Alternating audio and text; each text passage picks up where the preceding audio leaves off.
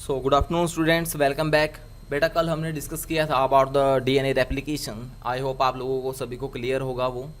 आज बेटा हम मोस्ट इंपॉर्टेंट वर्क करने वाले हैं। जैसे 3 प्रोसेसेस मैंने आपको बताई थी। डीएनए रेप्लिकेशन होता है बेटा, उसके बाद ट्रांसक्रिप्शन होता है, ट्रांसलेशन होता है।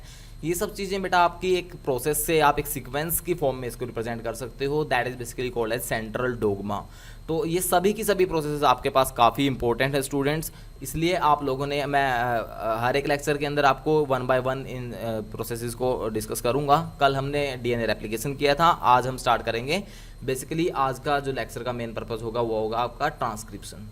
सो सेंट्रल डोग्मा की अगर बात करते हैं स्टूडेंट्स, सेंट्रल डोग्मा का मतलब होता है बेटा जो आपको ये सीक्वेंस दिखाई दे रही है यहाँ पे। बेसिकली जो आपको सीक्वेंस यहाँ पे दिखाई देगी, आप देखिए डीएनए होता है, डीएनए से आपका क्या बनता है, आरएनए बनता है, आरएनए से आपके प्रोटीन्स बनते हैं। So this sequence is basically known as central dogma. आप डीएनए से डीएनए बनाओ तो इस प्रोसेस को क्या बोलते हैं, कल हमने किया था बेटा रेप्लिकेशन बोलते हैं। तो डीएनए से डीएनए बनता है तो वो रेप्लिकेशन होती है। अगर डीएनए से आरएनए बन जाता है तो उस प्रोसेस को हम बेटा ट्रांसक्रिप्शन बोलते हैं। और आरएनए से अगर प्रोटीन बन जाते हैं तो इस प्रोसेस को बेटा ट्रांसलेशन बोलते हैं। वापस से प्रोसेस हो सकती है बेटा आपका आरएनए से वापस से डीएनए भी बन सकता है और इस प्रोसेस को रिवर्स ट्रांसक्रिप्शन बोलते हैं। सो आप लोगों ने बेटा सेंट्रल डोग्मा को याद रखना है, काफ़ी इंपॉर्टेंट है। डीएनए से डीएनए बनेगा तो आपके पास रेप्लिकेशन होगा, डीएनए से आरएनए बनेगा तो ट्रांसक्रिप्शन, अगर आरएनए से वापस से डीएनए बन जाता है तो रिवर्स ट्रांसक्रिप्शन, और अगर आरएनए से आपका प्रोटीन बन जाता है तो आपके पास प्रोसेस होती है that is basically called as translation. So ये प्रोसेसेस होती हैं बेटा। तो सेंट्रल डोग्मा की जो प्रोसेस है, ये सीक्वेंस है, सबसे पहले आपकी सेंट्रल डोग्मा टर्म थी वो आपकी वॉटसन एंड क्रिक जो थे आपके क्रिक ने दी थी। बेसिकली क्रिक मॉडल ने आपके पास क्या किया था, क्रिक ने आपका 3D मॉडल भी दिया था डीएनए का। सो इट प्रपोज यूनिडायरेक्शनल और one way flow of information from DNA to RNA and then to the protein. So Crick ने तो सिर्फ इतना ही कहा था कि आपका जो बेटा डीएनए होता है, डीएनए से आरएनए बनता है, आरएनए से प्रोटीन बनता है। डीएनए से आरएनए बनेगा उसको ट्रांसक्रिप्शन बोलेंगे, आरएनए से प्रोटीन बनेगा उसको ट्रांसलेशन बोलेंगे। क्रिक ने तो सिर्फ इतना ही बताया था, उन्होंने रिवर्स ट्रांसक्रिप्शन के बारे में कुछ भी नहीं बताया था। सो यूनिडायरेक्शनल वे यानी कि वन वे ही ट्रांसफर बताया था इन्फॉर्मेशन का, जो वॉटसन एंड क्रिक थे उन्होंने। सो जो प्रोडक्शन होती है बेटा, द फॉर्मेशन और production of mRNA from DNA and then synthesis of protein is all known as central dogma.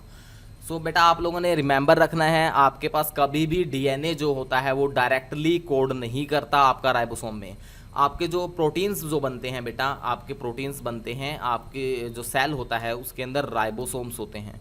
और राइबोसोम्स को क्या बोलते हैं बेटा, राइबोसोम्स को हम प्रोटीन फैक्ट्री बोलते हैं। तो राइबोसोम आपके प्रोटीन फैक्ट्री होते हैं। तो डीएनए जो होता है बेटा, इसके पास तो इन्फॉर्मेशन होती है भाई कौन से टाइप का आपको प्रोटीन बनाना है। डिफरेंट टाइप के प्रोटीन्स होते हैं, एल्ब्यूमिन होते हैं, ग्लाइकोप्रोटीन्स होते हैं। सो डिफरेंट टाइप के प्रोटीन्स होते हैं। सो किस टाइप का प्रोटीन बनाना है ये डीएनए के अंदर स्टोर होता है। ये इन्फॉर्मेशन कोडेड फॉर्म में स्टोर होती है, जैसे बेस पेयर की फॉर्म में स्टोर्ड होती है इन्फॉर्मेशन। डायरेक्टली डीएनए कभी भी राइबोसोम के पास नहीं जाता, प्रोटीन फैक्ट्री के पास नहीं जाएगा कि आपको इस टाइप का बनाना है। बल्कि वो क्या काम करता है बेटा, मैसेज भेजता है थ्रू एमआरएनए, मैसेंजर एमआरएनए बनाता है सबसे पहले, और मैसेंजर आरएनए इस इंफॉर्मेशन को लेके राइबोसोम प्रोटीन फैक्ट्री के पास चला जाता है। दैट मीन्स डीएनए कभी भी डायरेक्टली राइबोसोम को अप्रोच नहीं करेगा, वहाँ पे नहीं जाएगा, बल्कि एक मैसेंजर आरएनए बनाएगा, एमआरएनए बनाएगा। वो एमआरएनए आपका क्या करेगा, राइबोसोम्स के पास जाएगा, राइबोसोम से कहेगा कि भाई इस टाइप का प्रोटीन बनाना है, तो राइबोसोम्स उस काम को कर देंगे, प्रोटीन बनाना स्टार्ट कर देंगे। तो इस टाइप से प्रोसेस होती है। बेसिकली आपके पास द फॉर्मेशन और production of mRNA from DNA and then synthesis of protein is known as central dogma. It means include transcription and translation. तो सेंट्रल डोग्मा में आपके पास ट्रांसक्रिप्शन भी आ जाती है और ट्रांसलेशन भी आ जाती है, डीएनए से आरएनए, आरएनए से प्रोटीन। सो दोनों प्रोसेसेस आपके पास सेंट्रल डोग्मा के अंदर आ जाती हैं। The central dogma scheme of protein synthesis was first presented by Jacob and Monod. तो जैकोब और मोनेड ने सबसे पहले सेंट्रल डोग्मा स्कीम जो है आपकी प्रोटीन सिंथेसिस की, उसको रिप्रेजेंट किया था। डिटेल्ड स्टडी जो है सेंट्रल डोग्मा की वो नायनबर्ग ने, मैथाई और कोहराना ने, इन्होंने मिलकर आपकी डिटेल स्टडी की थी जो सेंट्रल डोग्मा की प्रोसेस होती है। अच्छा, तो रिवर्स ट्रांसक्रिप्शन का कंसेप्ट आता है बेटा। रिवर्स ट्रांसक्रिप्शन किसने दिया, फिर रिवर्स ट्रांसक्रिप्शन आरएनए से डीएनए बनता है, ये प्रोसेस किसने बताई, तो रिवर्स ट्रांसक्रिप्शन हमारी टैमिन एंड बेल्टिमोर ने इसको आइडेंटिफाई किया था। फर्स्टली किस वायरस के अंदर आइडेंटिफाई किया था? रोवस सार्कोमा वायरस जो है बेटा, इसके अंदर इन्होंने आरएनए से डीएनए की प्रोसेस को, जिसको रिवर्स ट्रांसक्रिप्शन बोलते हैं, इसको सबसे पहले आइडेंटिफाई किया था। इसलिए इसको हम टैमिनिज्म भी बोलते हैं, क्योंकि ये टैमिन ने आइडेंटिफाई की थी, दैट इज प्रोसेस। तो टैमिन ने आइडेंटिफाई की, इसलिए इसको प्रोसेस को, रिवर्स ट्रांसक्रिप्शन को हम टैमिनिज्म भी बोलते हैं। देन आपके पास आता है students SSRNA of Rous sarcoma virus, जो कि एक रिट्रो वायरस है बेटा। रिट्रो वायरस क्या होते हैं? आपके जो बेसिकली रिवर्स ट्रांसक्रिप्शन कर सकते हैं, बेसिकली आपका आरएनए से डीएनए बना सकते हैं, उन वायरस को हम रिट्रो वायरस बोलते हैं। मैंने पहले भी आपको एग्जांपल्स दिए हैं बेटा, मैंने HIV का एग्जांपल दिया है, ह्यूमन इम्यूनो बेसिकली जो आपके पास वायरस होता है वो आपका रिट्रो वायरस होता है। TMV का मैंने एग्जांपल दिया था बेटा, आपके पास प्लांट्स के केस में होता है टोबैको मोज़ेक वायरस, वो भी एक रिट्रो वायरस होता है। तो रिट्रो वायरस वो होते हैं बेटा जो रिवर्स ट्रांसक्रिप्शन कर सकते हैं, आरएनए से डीएनए बना सकते हैं। तो SSRNA या फिर आप इसको बोलते हैं रोसस सार्कोमा वायरस, एक रिट्रो वायरस होता है जो कि प्रोड्यूस करता है dsDNA in the host cell with the help of enzyme. Reverse transcriptase enzyme की मदद से आपके पास होस्ट सेल के अंदर ये क्या प्रोड्यूस करेगा? डीएनए अपना होस्ट सेल के अंदर डाल देगा, बेसिकली उसके अंदर प्रोड्यूस कर देगा। This DNA is called as cDNA। cDNA को बोलते हैं बेटा complementary DNA. Sometimes this DNA moves in host genome, such mobile DNA is called retroposon या ओंकोजीन जिसे बोलते हैं। सो स्टूडेंट्स, अभी तक बेटा हमने क्या डिस्कस किया? जो हमारे टैमिनिज्म की प्रोसेस होती है, बेसिकली आपकी रिवर्स ट्रांसक्रिप्शन होती है, वो टैमिन ने दी थी। इन्होंने रोअस सार्कोमा वायरस जो कि एक रिट्रो वायरस है, उसके अंदर इसकी इन स्टडीज़ को किया था बेटा।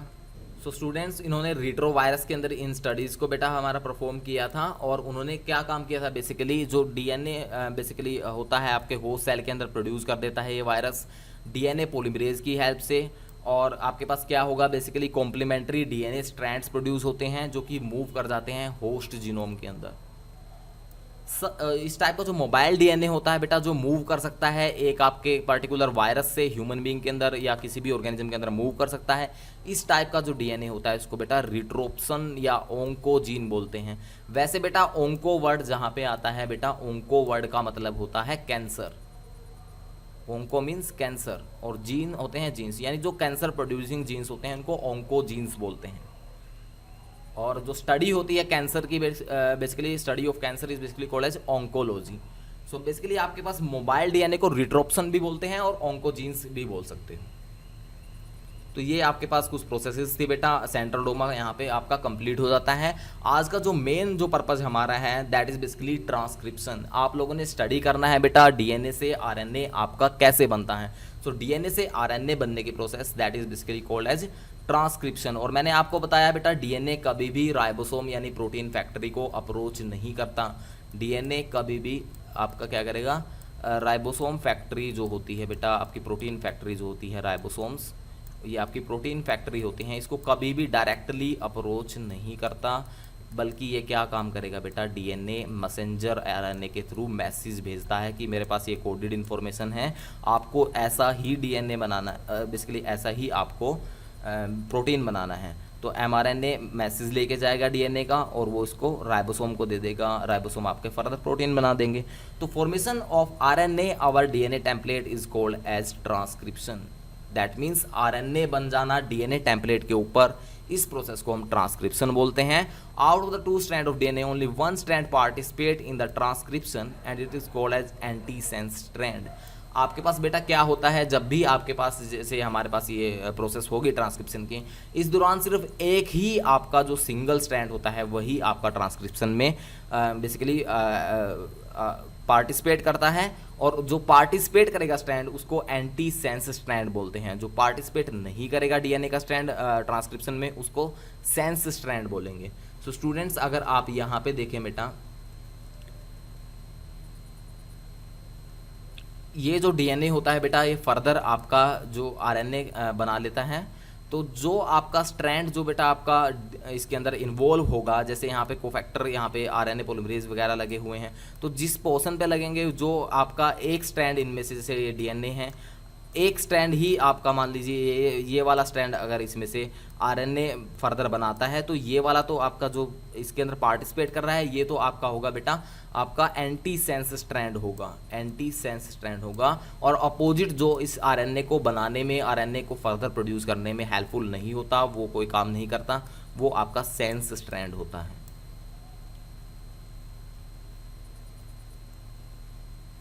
ट्रांसक्रिप्शन अकर ड्यूरिंग इंटरफेज। बेटा आपके सेल साइकिल के डिफरेंट फेजेस होते हैं, मैंने कल भी आपको डिस्कस करा था हम लोगों ने। तो बेसिकली सेल साइकिल का मतलब क्या होता है, सेल डिवीजन जब होती है उस दौरान आपकी डिफरेंट प्रोसेसेस होती हैं, उसको एक बेसिकली आप साइकिल की फॉर्म में या रिपीटेटिव फॉर्म में रिप्रेजेंट करते हो तो वो आपका सेल साइकिल हो जाता है। माइटोसिस मियोसिस मैंने कल बताया था। तो आपके पास डिफरेंट फेज होते हैं, जैसे मान लीजिए G1 फेज, जी फेज जो होता है बेटा हमेशा ग्रोथ फेज होता है। तो G1 फेज का मतलब ग्रोथ 1 फेज, आपका सेल ग्रो करेगा यहाँ पे।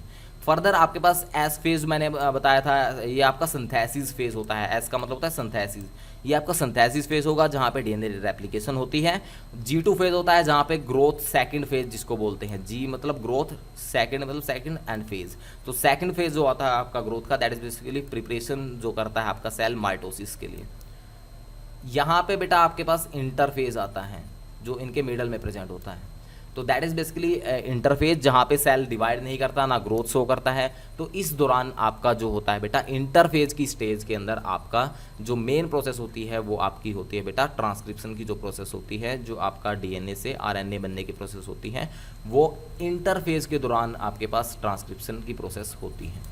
The segment of DNA involve in transcription is called cistron. जो आपके पास डीएनए का सेगमेंट आपका ट्रांसक्रिप्शन में इन्वॉल्व हुआ है बेटा, उसको एंटी सेंस स्ट्रैंड भी बोलते हैं। और आपका जो एक पर्टिकुलर सेगमेंट जो इन्वॉल्व होगा, मान लीजिए आपका कंप्लीट डीएनए है, यहाँ पे मान लीजिए आपके पास कंप्लीट डीएनए के स्ट्रैंड्स हैं। ये कंप्लीट स्ट्रैंड जो होता है, जो आरएनए बनाता है, इस कंप्लीट स्ट्रैंड को तो बेटा एंटी सेंस स्ट्रैंड बोलते हैं। और जो एक सेगमेंट जो आपका आरएनए बनाता है, एक इस एंटी सेंस स्ट्रैंड का जो एक सेगमेंट जो आरएनए के साथ कंबाइन होता है। Excuse me sir. हाँ जी स्टूडेंट्स। सर आवाज नहीं आ रही क्लियर। सो स्टूडेंट्स अभी तक हम डिस्कस कर रहे थे बेटा, मैंने आपको अभी एंटी सेंस स्ट्रैंड के बारे में बताया। तो एंटी सेंस स्ट्रैंड जो होता है बेटा आपका जो आरएनए के साथ में कंबाइन होता है, वो कंप्लीट स्ट्रैंड तो आपके पास बेटा होगा, कंप्लीट जो स्ट्रैंड होगा वो आपका एंटी सेंस स्ट्रैंड होता है। लेकिन अगर जो एक सेगमेंट आपका आरएनए प्राइमर या बेसिकली पॉलीमरेज के साथ में कंबाइन होता है, एक सेगमेंट इस कंप्लीट स्ट्रैंड का, उसको बेटा हम क्या बोलते हैं, उसको बेसिकली हम क्या बोलते हैं, सिस्ट्रोन बोलते हैं। एक पर्टिकुलर सेगमेंट को सिस्ट्रोन बोलते हैं और कंप्लीट स्ट्रैंड को हम एंटी सेंस स्ट्रैंड बोलते हैं। सो RNA polymerase enzyme is involve in the transcription. आपके पास आरएनए पॉलीमरेज जो होता है बेटा वो आपका ट्रांसक्रिप्शन करता है। जैसे आपका डीएनए पॉलीमरेज जो होता है बेटा वो क्या करता है, रेप्लिकेशन करता है। वैसे ही आपका आरएनए बनाना है तो इस टाइम पे डीएनए पॉलीमरेज तो काम आएगा नहीं, क्योंकि वो तो डीएनए को ही आपका ग्रो कर सकता है। लेकिन यहाँ पे बेटा आरएनए पॉलीमरेज काम आएगा, क्योंकि आरएनए को हमने बनाना है ट्रांसक्रिप्शन की प्रोसेस में। तो यहाँ पे आरएनए पॉलीमरेज इन्वॉल्व होता है। यूकैरियोट्स की बात करते हैं बेटा, 3 टाइप का आरएनए पॉलीमरेज यूकैरियोट्स में होता है। RNA polymerase first, second and third. First वाला जो होता है बेटा वो 28 एस आरएनए बनाता है, 18 एस आरएनए बना सकता है, 5.8 एस आरएनए बना सकता है। तो ये डिफरेंट टाइप के आरएनएज होते हैं बेटा। 28 एस होता है, 18 एस होता है, 5.8 एस होता है। सो ये डिफरेंट, जब मैं आपको स्ट्रक्चर्स बताऊंगा आरएनए की, दोबारा से मैं स्ट्रक्चर करवाऊंगा, उस दौरान मैं आपको बताऊंगा कि 28 वाला कौन सा है, 18 वाला कौन सा है, 5.8 वाला कौन सा है। तो आप लोगों ने सिर्फ इतना ध्यान रखना है कि जो फर्स्ट वाला जो है वो 28, 18 और 5.8 एस आरएनए को बना सकता है, आरएनए पॉलीमरेज फर्स्ट। सेकंड जो है पॉलीमरेज सेकंड जो होता है आरएनए वो एमआरएनए को बनाता है। और थर्ड वाला जो होता है बेटा वो आपका टीआरएनए, 5s आरएनए, एसएनआरएनए, ये डिफरेंट टाइप के आरएनएज को बना सकता है। तो आप ट्रांसक्रिप्शन कर रहे हो बेटा, मैंने आपको बताया एमआरएनए आपका सिग्नल लेके जाएगा। तो इस टाइम पे आपका जो काम आने वाला है बेटा वो आरएनए पॉलीमरेज सेकंड आएगा, क्योंकि ये एमआरएनए को बनाता है, इसलिए ट्रांसक्रिप्शन में आरएनए पॉलीमरेज सेकंड इन्वॉल्व होता है।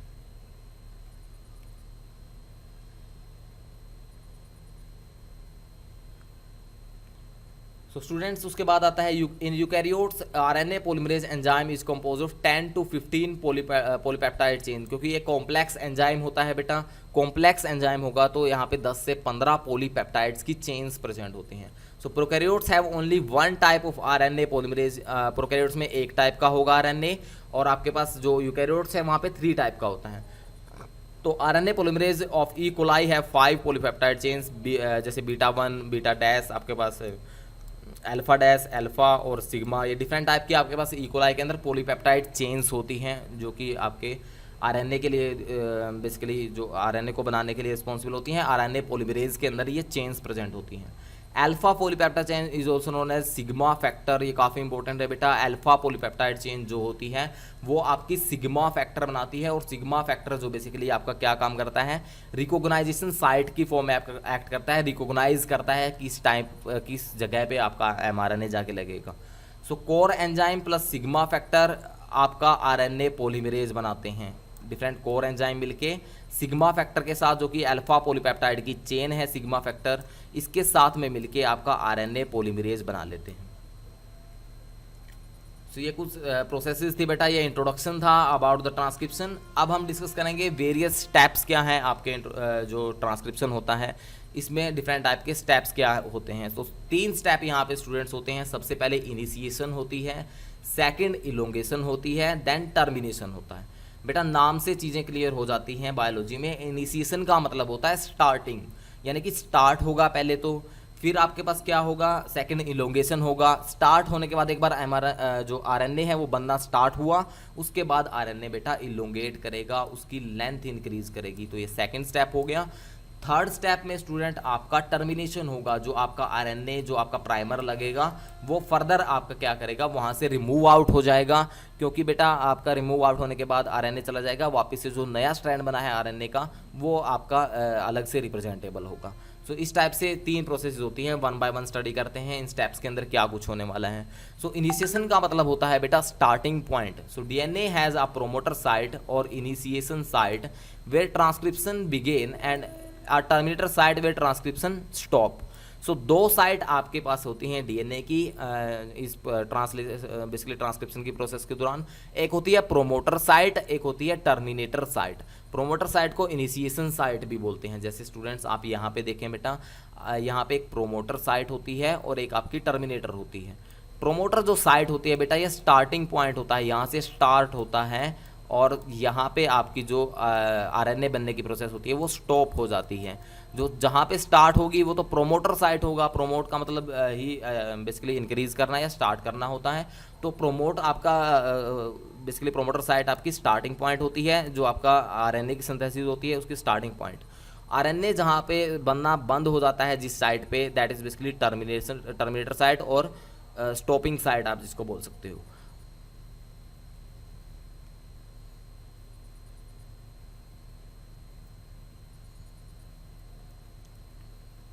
यहाँ पे बेटा कुछ कोडिंग स्टैंड्स होते हैं और आपके पास टेम्पलेट स्टैंड होता है। कोडिंग स्टैंड का मतलब होता है बेटा जो आपका बेसिकली आपके पास जो नया स्टैंड बनेगा। टेम्पलेट स्टैंड जो आपका फर्दर जो आपका पहले आपका जो पेरेंट स्टैंड है, जो आपका ओल्ड स्टैंड होता है वो टेम्पलेट स्टैंड होता है। फर्दर ये कोडिंग स्टैंड्स के अंदर डिफ्रेंशिएट हो जाता है, नए स्टैंड्स बना लेता है। तो इनिशिएशन में बेटा सबसे पहले चीज़ क्या होगी, आपके पास प्रोमोटर साइट होती है डीएनए के पास और एक टर्मिनेटर साइट होती है। प्रोमोटर साइट आपकी इनिशिएशन साइट और टर्मिनेटर साइट आपकी जो स्टॉप हो जाएगी जहाँ पे प्रोसेस, वो साइट होती है। तो सिग्मा फैक्टर सबसे पहले आएगा बेटा। सिग्मा फैक्टर रिकॉग्नाइज करेगा प्रोमोटर साइट को कि कहाँ से आपको आरएनए सिंथेसिस, डीएनए के किस पार्ट से आपको आरएनए सिंथेसिस करनी है। सिग्मा फैक्टर जो होता है बेटा वो आइडेंटिफाई करेगा प्रोमोटर साइट को। With the help of sigma factor, RNA polymerase enzyme get attached to specific site of DNA called promoter site। तो यहाँ पे सिग्मा फैक्टर ने सबसे पहले क्या काम किया बेटा, सबसे पहले सिग्मा फैक्टर आएगा, प्रोमोटर साइट को पहचानेगा कि यहाँ से मुझे स्टार्टिंग करना है, आपका जो आरएनए बनाना है। तो उसने आइडेंटिफाई कर लिया प्रोमोटर साइट को। अब आरएनए पॉलीमरेज क्या करेगा बेटा, आरएनए पॉलीमरेज सिग्मा फैक्टर के साथ में जाके वहाँ पे अटैच हो जाएगा। जैसे यहाँ पे स्टूडेंट्स इस डायग्राम में आप देखिए, सबसे पहले आपके पास ये प्रोमोटर साइट थी। सिग्मा फैक्टर ने इसको क्या किया, आइडेंटिफाई किया कि मुझे यहाँ से बनाना है डीएनए के इस पार्ट से आपका एमआरएनए या आरएनए बनाना है मुझे। तो सिग्मा ने आइडेंटिफाई कर लिया यह प्रोमोटर साइट है, और सिग्मा ने इसको बता दिया आरएनए पॉलीमरेज को कि ये यहाँ से स्टार्टिंग करनी है। तो आरएनए पॉलीमरेज यहाँ पे आके आपका क्या होता है, अटैच हो जाएगा यहाँ पे आके। तो आरएनए पॉलीमरेज यहाँ पे अटैच हो जाएगा। आरएनए का जो बेसिकली स्ट्रैंड होता है वो वहाँ पे जो स्मॉल स्ट्रैंड होता है वो यहाँ पे आके अटैच हो जाता है प्रोमोटर साइट पे। In prokaryotes, before the 10N2 base from the promoter site, a sequence of 6 base pair T8T is present in on DNA, which is called Pribnow box, जिसको प्रिब्नो बॉक्स बोलते हैं। तो prokaryotes में बेटा प्रिब्नो box होता है, basically जो site होती है 6 बेस पेयर की होती है। यूकैरियोट्स के अंदर अगर मैं बात करता हूँ तो बेटा 7 बेस पेयर की आपके पास साइट होती है, जिसको हम टाटा बॉक्स बोल सकते हो, होंगनेक्स बॉक्स जिसको हम बोलते हैं। तो यहाँ पे T बेसिकली 4 टाइम्स A। तो ये आपकी जो 7 आपके पास बेस पेयर होते हैं यूकैरियोट्स के अंदर यूज होती हैं। होंगनेस साइट या टाटा बॉक्स जिसको बोलते हैं, ये यूकैरियोट्स के अंदर होता है स्टूडेंट्स। तो at the promoter site RNA polymerase enzyme break hydrogen bond between the 2 DNA strand and separate them. तो बेटा आपको सबसे पहले क्या काम करना पड़ेगा, सबसे पहले तो आरएनए पॉलीमरेज को अटैच करना है। आरएनए पॉलीमरेज अटैच हो गया तो अब आपको फर्दर क्या काम करना पड़ेगा, हाइड्रोजन बॉन्डिंग को ब्रेक करना पड़ेगा, ताकि आपके पास जो स्ट्रैंड है वो अलग अलग हो पाएँ। जैसे मैंने कल भी आपको जब रेप्लिकेशन करवाई थी उस दौरान मैंने आपको बताया था, जैसे आपके पास ये डीएनए होता है बेटा, यहाँ पे आपके डिफरेंट बेस पेयर होते हैं। ए हो गया, ए टी के साथ कंबाइन होता है, ऐसे ही जी आपका सी के साथ कंबाइन होता है। तो इन बेस पेयर के बीच में आपकी हाइड्रोजन बॉन्डिंग होती है। तो आपको यहाँ पे अगर आके आपका मान लीजिए आरएनए प्राइमर जिसको बोलते हैं आरएनए पॉलीमरेज यहाँ पे आके अटैच हो गया, अब इसको फर्दर आगे भी तो मूव करना है। आगे मूव करने के लिए इन दोनों स्टैंड को ओपन करना पड़ेगा। इन दोनों स्टैंड को ओपन करने के लिए इस बॉन्डिंग को, हाइड्रोजन बॉन्डिंग को ब्रेक करना पड़ेगा। तो हाइड्रोजन बॉन्डिंग यहाँ से ब्रेक होगी, तभी अलग अलग होंगे और तभी ये जो आरएनए पॉलीमरेज है अपना आरएनए फर्दर बना पाएगा। इसलिए यहाँ पे ये प्रोसेस काफ़ी रिक्वायर्ड होती है कि प्रोमोटर साइट के ऊपर आरएनए पॉलीमरेज अटैच हो और उसके बाद हाइड्रोजन बॉन्डिंग को सेपरेट करना स्टार्ट करे। One of the strand take part in the transcription, एक स्ट्रैंड आपका ट्रांसक्रिप्शन में पार्ट लेता है, मैंने फर्दर आपको बताया, जिसको एंटी सेंस स्ट्रैंड बोलते हैं। ट्रांसक्रिप्शन हमेशा 5' से 3' एंड में ट्रांसफर होती है। बेटा आपको डायरेक्शंस हमेशा याद रखनी है और कौन सा एंजाइम किस डायरेक्शन में वर्क करता है, ये सब चीज़ें आपको याद रखनी है बेटा। रेप्लिकेशन के दौरान भी ऐसे ही आपने करना है, ट्रांसक्रिप्शन के दौरान भी ऐसे ही आपने करना और ट्रांसलेशन में भी आपने ऐसे ही करना। तो 5' से 3' डायरेक्शन के अंडर आपका जो है ट्रांसक्रिप्शन प्रोसेस होती है। जैसे स्टूडेंट्स यहाँ से बात करें तो आप यहाँ पे मत लगा दीजिएगा, 3' एंड पे नहीं होती, 5' से 3' एंड की तरफ मूव करती है आपकी जो प्रोसेस होती है आरएनए सिंथेसिस की जो प्रोसेस होती है basically. Ribonucleotide triphosphate come to lie opposite complementary nitrogen bases of antisense strand। Ribosome nucleotide triphosphate जो बेटा कल हमने डीएनए वाला जैसे किया था कि जो डीएनए वाली आपकी ट्राइफॉस्फेट्स होती हैं, ऐसे ही आपके पास बेटा आज वाले में राइबोन्यूक्लियोटाइड ट्राइफॉस्फेट जो होती हैं वो कॉम्प्लीमेंट्री नाइट्रोजन बेस के साथ में एंटीसेंस स्ट्रैंड पे आके बेसिकली वहाँ पे बाइंड हो जाती हैं। These ribonucleotides are present in the form of triphosphate. जैसे आपके पास AGTP होता है बेटा, एडिनोसिन ट्राइफॉस्फेट होती है, ग्वेनाइन ट्राइफॉस्फेट होती है और यहाँ पे साइटोसिन ट्राइफॉस्फेट होती है। बेटा यहाँ पे एक ही डिफरेंस है, जो आपका डीएनए होता है वहाँ पे थायमीन होता है, तो वहाँ पे TTP होता है, थायमीन ट्राइफॉस्फेट होती है। लेकिन आप आरएनए बना रहे हो बेटा, यहाँ पे आप करोगे यूरेसिल ट्राइफॉस्फेट, क्योंकि आरएनए और डीएनए में डिफरेंस क्या होता है, थायमीन और यूरेसिल का ही डिफरेंस होता है। यूरेसिल यहाँ पे आरएनए में प्रेजेंट होता है, इसलिए यहाँ पे यूरेसिल जो बेस पेयर होगा वो ट्राइफॉस्फेट की फॉर्म में यहाँ पे आके लाई हो जाता है, जुड़ जाता है अपोजिट कॉम्प्लीमेंट्री स्ट्रैंड के ऊपर। When this used in the transcription, pyrophosphatase hydrolyze 2-phosphate from each activated nucleotide।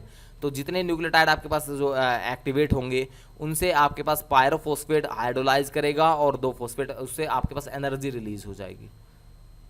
तो बेटा कल मैंने आपको बताया था कि डीएनए रेप्लिकेशन के दौरान जो डीएनए होता है माइटोकॉन्ड्रिया से एनर्जी नहीं लेता, बल्कि वो क्या करता है बेटा, एटीपी जो होते हैं एटीपी को एडीपी में कन्वर्ट करता है, साथ में आपके पास एनर्जी निकल जाती है। इस एनर्जी को यूज करके आपकी क्या हो रही थी बेटा, इस एनर्जी को यूज करके कल आपके पास जो डीएनए रेप्लिकेशन हो रही थी, सेम यहाँ पे होता है बेटा, सेम वही आपके न्यूक्लियोप्लाज्म से जो आपके ट्राइफॉस्फेट होते हैं उनको ले लेता है। ट्राइफॉस्फेट को लिया और उन्होंने डाइफॉस्फेट में कन्वर्ट किया, एनर्जी वहाँ से मिली, इस एनर्जी को यूटिलाइज कर लिया किस प्रोसेस में, ट्रांसक्रिप्शन की प्रोसेस में इस एनर्जी को यूटिलाइज कर लिया। तो इस टाइप से प्रोसेसेस होती हैं। ये आपका फर्स्ट स्टेप होता है बेटा। दोबारा से मैं डिस्कस करना चाहूँगा, इनिशिएशन का स्टेप का मतलब होता है बेटा आपका जो डीएनए होता है उसकी दो साइट्स होती हैं, एक प्रोमोटर साइट होती है, सेकंड आपके पास टर्मिनेटर साइट होती है। जो प्रोमोटर साइट होती है वो आपका इनिशिएशन साइट होती है जहां से आपका आरएनए सिंथेसिस स्टार्ट होगी। सेकंड टर्मिनेटर साइट होगी जहां से आपकी आरएनए सिंथेसिस जहां पे स्टॉप हो जाएगी। तो अगर मैं बेसिकली प्रोमोटर साइट पे सबसे पहले सिग्मा फैक्टर आइडेंटिफाई करेगा कि स्टार्टिंग कहाँ से करनी है आरएनए सिंथेसिस की। जब सिग्मा फैक्टर इसको आइडेंटिफाई कर लेगा उसके बाद वो आरएनए पॉलीमरेज को बताएगा कि यहाँ से स्टार्टिंग करनी है। आरएनए पॉलीमरेज जाके वहाँ पे बाइंड हो जाएगा।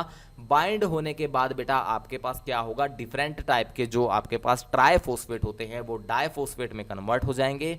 वहाँ से एनर्जी रिलीज होगी स्टूडेंट्स, और वो एनर्जी आपके पास जो होगा आपकी ट्रांसक्रिप्शन की प्रोसेस में यूटिलाइज हो जाएगी। ये आपका हो गया बेटा फर्स्ट स्टेप। सो आपने बेटा इनिशिएशन स्टेप कर लिया है। ये वाला स्टेप जो है इनिशिएशन का, सिग्मा फैक्टर ने आइडेंटिफाई किया, आरएनए पॉलीमरेज बाइंड हो गया, हाइड्रोजन बॉन्डिंग ब्रेक हो गई, आपके एटीपी से एडीपी में कन्वर्ट हो गया, एनर्जी रिलीज हो गई, उसको ट्रांसक्रिप्शन में यूज़ कर दिया। इतना आपका इनिशिएशन स्टेप में कंप्लीट हो जाता है। स्टूडेंट्स को डाउट है बेटा इनिशिएशन स्टेप में? महक, मान्या, कोई डाउट है आपको इनिशिएशन स्टेप में? No sir. No sir. Okay, very good students. Next आपके पास जो आता है बेटा इनिशिएशन के बाद आपका सेकंड स्टेप जो होता है that is basically elongation step. और इलोंगेशन स्टेप का मतलब ही क्या होता है स्टूडेंट्स, आपका जो आरएनए आपका बनना स्टार्ट हुआ है वो बेसिकली आपका फर्दर से आपका क्या करेगा, इलोंगेट होना स्टार्ट हो जाएगा। लार्ज उसका जो स्ट्रैंड है वो लार्ज होना स्टार्ट हो जाएगा। सो RNA polymerase enzyme stabilises phosphodiester bond between the adjacent ribonucleotides. जैसे बेटा आपके पास फॉस्फोडाइएस्टर बॉन्ड्स को बेटा क्या करेगा, स्टेबलाइज करना स्टार्ट कर देगा। फॉस्फोडाइएस्टर बॉन्ड कहाँ पे प्रेजेंट होती है महक? 3 बॉन्ड बताई थी मैंने। हाइड्रोजन बॉन्डिंग होती है, आपके पास फॉस्फोडाइएस्टर बॉन्ड होती है, और ग्लाइकोसाइडिक्स बॉन्ड बेसिकली होती हैं। तो बेटा जो हाइड्रोजन बॉन्डिंग बेस पेयर के बीच में होती है, फॉस्फोडाइएस्टर बॉन्ड आपकी सुगर मॉलिक्यूल और जो फॉस्फेट ग्रुप होता है उसके बीच में प्रेजेंट होती है। यानी कि आपका ये फॉस्फेट होता है बेटा और यहाँ पे सुगर होता है, फिर फॉस्फेट होता है, ऐसे चेन होती है आपके पास। और जो ये वाली बॉन्ड होती है सुगर और फॉस्फेट के बीच में, इस बॉन्ड को फॉस्फोडाइएस्टर बॉन्ड बोलते हैं। तो फॉस्फोडाइएस्टर बॉन्ड जो है बेटा, क्योंकि आपका स्ट्रैंड इतना सा बना है, मान लीजिए ये स्ट्रैंड बन गया आरएनए का, और आरएनए के स्ट्रैंड में सीक्वेंस क्या होती है, सेम वही सीक्वेंस होती है डीएनए की। जैसे फॉस्फोरस सुगर आपकी स्ट्रैंड बनाते हैं, मान लीजिए इतना बन गया। अब फर्दर इसको आगे बनाना है तो क्या करना पड़ेगा, फर्दर इसको सुगर मॉलिक्यूल चाहिए होगा और ये ग्लाइकोसाइडिक फॉस्फोडाइएस्टर बॉन्ड बनानी पड़ेगी। ऐसे ये आपकी बॉन्डिंग बनाता चलेगा और डिफरेंट सुगर और फॉस्फेट को कंबाइन करता चलेगा। इससे इसकी लेंथ बढ़ जाएगी, इसी को तो इलोंगेशन बोलते हैं। तो बेसिकली आरएनए पॉलीमरेज क्या करेगा, फॉस्फोडाइएस्टर बॉन्ड को स्टेबलाइज करेगा और आपके जो एडजेसेंट राइबोन्यूक्लियोटाइड्स हैं उसकी लेंथ को इंक्रीज होती चली जाएगी। फॉस्फोरस और जो सल्फर ग्रुप है वो आपके अटैच होते चले जाएंगे। Then student sigma factor separate and core enzyme move along the antisense strand till it reaches the terminator site। उसके बाद बेटा सिग्मा फैक्टर ने अपना काम कर दिया। उसने सिर्फ एक ही काम करना था बेटा, उसने ये काम करना था कि उसको आइडेंटिफाई करना था कि आपके पास जो बेसिकली कहाँ से आपने प्रोमोटर साइट कौन सी है उसको ये आइडेंटिफाई करना था। उसने आइडेंटिफाई कर दिया, उसके बाद उसका काम खत्म हो जाता है, वो सेपरेट हो जाता है आपका सिग्मा फैक्टर जो है। And core enzyme move along the antisense strand till it is the terminator site.